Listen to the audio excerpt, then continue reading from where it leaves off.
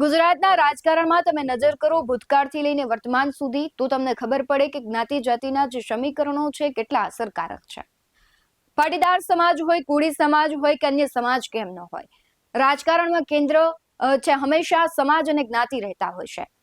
કોઈ પણ પાર્ટી છે તેને વધુ મત સાથે જીતવું હોય તો વધુ જે મતદારો હોય તેને રીઝવવાનું તે હંમેશા પ્રયાસ કરતી હોય છે। તાજેતરમાં જ આપણે કોળી સમાજની તાકાત જોઈ કે બગદાણામાં બબાલ થઈ હતી, ત્યારબાદ પરસોત્તમ સોલંકી અને હીરા સોલંકી છે નવનીત બાલદિયાને ન્યાય અપાવવા માટે તેઓ મુખ્યમંત્રીને રજૂઆત કરી, ત્યારબાદ એસઆઈટીની રચના કરવામાં આવી અને તે વ્યક્તિને ન્યાય મળ્યો।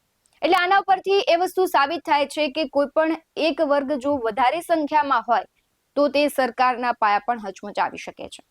સાથે જ આપણે જોયું કે પાટીદાર સમાજનું પણ એટલું જ વર્ચસ્વ છે અને ખાસ આપણે પાટીદાર આંદોલન વખતે જે કેસ થયા હતા તે પરત ખેંચાયા છે, ક્ષત્રિયો ઉપર થયેલા કેસ પણ પરત ખેંચાયા છે, પરંતુ જે કોળી સમાજના લોકો છે તેના પર જે કેસ ખોટા થયા હતા તે હજુ પરત નથી ખેંચાયા।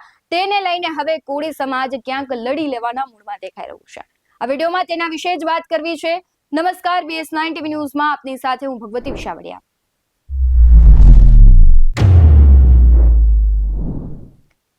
ગુજરાતના રાજકારણમાં ભૂતકાળથી લઈને અત્યાર સુધી કોળી સમાજનો ખૂબ મહત્વનો ફાળો રહ્યો છે। કોઈ પણ પાર્ટીને જીતવું હોય તો કોળી સમાજના જે મતો છે તેને ધ્યાનમાં રાખીને આખી કહેવાય છે કે સંગઠન અને તેમને તૈયારી કરવી પડતી હોય છે અને પહેલેથી જ તેમનું વર્ચસ્વ આજ સુધી કાયમ છે અને એ વર્ચસ્વની અસર આપણે બગદાણા બબાલમાં જોયું કે વ્યક્તિ છે તેને ઝડપી ન્યાય મળી ગયો, કારણ કે સરકારને પણ જ્યારે કોઈ એક સમાજનો મોટો વર્ગ હોય ત્યારે તેને ધ્યાનમાં લઈને કાર્યવાહી કરવાની હોય છે।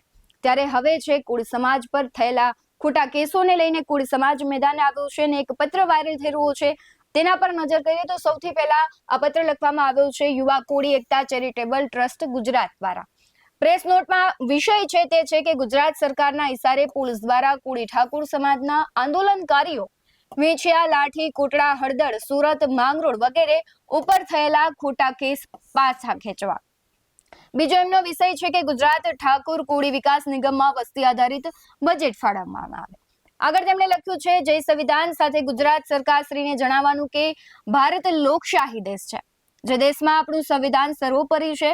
સમાનતા માટે ભારતના બંધારણમાં મુખ્યત્વે આર્ટિકલ 14 થી 18 સુધીની જોગવાઈઓ છે, જેનું તમે ખુલ્લેઆમ ઉલ્લંઘન કરી રહ્યા છો।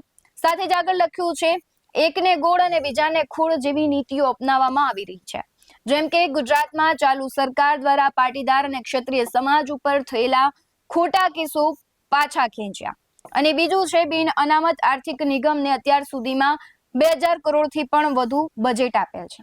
આગળ તેમણે લખ્યું કે ઉપરોક્ત બાબતો કોઈ સમુદાયના વિકાસ અને પ્રગતિ માટે હોય તો તેનો અમે પણ સ્વીકાર કરીએ છીએ, પરંતુ આ ગુજરાતમાં સૌથી વધુ મત અને ટેક્સ ચૂકવનાર, સામાજિક અને શૈક્ષણિક રીતે પછાત દરજ્જો ધરાવનાર 2.5 કરોડ વસ્તીને કેમ અન્યાય કરી રહ્યા છો?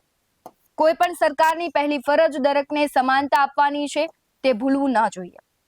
આગળ લખ્યું છે સરકારશ્રીને નમ્ર અરજ છે કે ઉપરોક્ત માંગણી સ્વીકારવામાં આવે, નહીતર આગામી વિધાનસભા સત્ર 26-27 ચાલુ થઈ રહ્યું છે તો ગુજરાતના તમામ કોળી સમાજના આગેવાનો મોટા કાફલા સાથે મુખ્યમંત્રીને ન્યાયિક રજૂઆત કરવા આવશે, તેની નોંધ લેવી। હવે જે બે મુદ્દાઓ વાત કરવામાં આવી છે કે જે ખોટા કેસો થયા છે તે પરત ખેંચવામાં આવે અને ગુજરાત કોળી વિકાસ નિગમને જે વસ્તી આધારિત છે તે બજેટ ફાળવવામાં આવે। હવે સવાલ એ થઈ રહ્યો છે કે જે પ્રમાણે પાટીદાર અને ક્ષત્રિયોના કેસ છે પરત ખેંચાયા છે તો કોળી સમાજના શા માટે નહીં? અને જો આવું કેસ પરત નહીં ખેંચવામાં આવે, બજેટ નહીં ફાળવવામાં આવે તો જે વિધાનસભાનું સત્ર ચાલુ થવાનું છે ત્યારે કોળી સમાજના આગેવાનો છે તે મુખ્યમંત્રીને રજૂઆત કરવા પણ જશે। એટલે હવે જોવાનું રહ્યું કે જે પ્રમાણે કોળી સમાજના આગેવાનો કહી રહ્યા છે કે તે પરત કેસ ખેંચવામાં આવે, નહીં ખેંચાય તો પણ ક્યાંક જોવા જેવી થશે તેવા અત્યારે એંધાણ દેખાઈ રહ્યા છે। કોળી સમાજના આગેવાનો છે તેમની પણ પ્રતિક્રિયા આવી છે, તેના પર નજર કરીએ। નમસ્કાર મિત્રો, હું છું મયુરભાઈ જમોડ, પ્રમુખ શ્રી જય બાંધાતા ગ્રુપ, બોટાદ જિલ્લા। ગુજરાત સરકારને એક નમ્ર અપીલ છે કે નિર્દોષ સમસ્ત કોળી સમાજ અને ઠાકોર સમાજના આંદોલનકારીઓ ઉપર જે કેસ દાખલ થયા છે પાછા ખેંચવામાં આવે। જેમ કે કોટડાની અંદર અંદાજિત 105 લોકો પર કેસ દાખલ થયા હતા, વેશ્યાની અંદર અંદાજિત 92 લોકો પર કેસ દાખલ થયેલા છે, હળદરની અંદર અંદાજિત 87 લોકો પર કેસ દાખલ થયા છે, જ્યારે લાઠીની અંદર અંદાજિત 31 લોકો પર કેસ દાખલ થયા છે, માંગરોળની અંદર 5 નામજોગ અને 150 ટોળા પર કેસ દાખલ થયા છે, જ્યારે સુરતની અંદર 150 જેવા લોકો પર કેસ દાખલ થયા છે. જો ગુજરાત સરકાર દ્વારા પાટીદાર સમાજ અને ક્ષત્રિય સમાજના કેસ પાછા ખેંચવામાં આવતા હોય તો કોળી સમાજના કેમ નહીં? આગામી દિવસોની અંદર સીએમ સાહેબને રજૂઆત કરવામાં આવશે કે ભાઈ કોળી સમાજના કેસ પાછા ખેંચવામાં આવે, સાથોસાથ ઠાકોર કોળી વિકાસ નિગમની અંદર વસ્તીના આધારે બજેટ પણ આપવામાં આવે.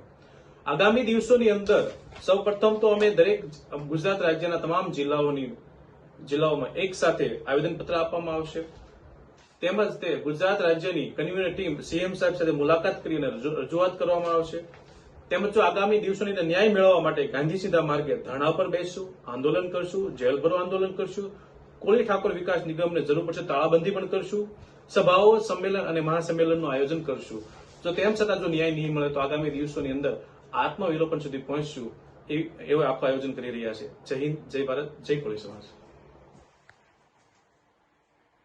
આવા જ વધુ અહેવાલો સાથે ફરી મળતા રહીશું. તમે અમારી યુટ્યુબ ચેનલને સબસ્ક્રાઇબ કરવાનું અને ફેસબુક અને ઇન્સ્ટાગ્રામ પર ફોલો કરવાનું ભૂલશો નહીં. બાકી અમને નવી અપડેટ્સ મેળવવા માટે આપ જોતા રહો BS19 ન્યૂઝ. નમસ્કાર.